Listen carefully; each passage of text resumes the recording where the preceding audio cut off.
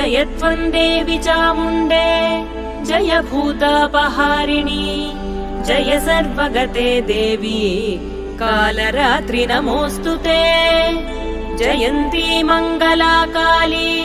भद्रकाली कपालिनी दुर्गा शिवा क्षमा धात्री स्वाहा स्वधा नमोऽस्तु ते मधुकैटभविध्वंसी विधातृवरदे नमः रूपं देहि जयं देहि यशो देहि द्विषो जहि महिषासुरनिर्नाशी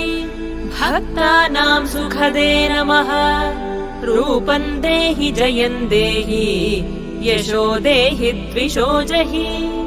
धूम्रनेत्रवधे देवी धर्मकामार्थदायिनी रूपं देहि जयं देहि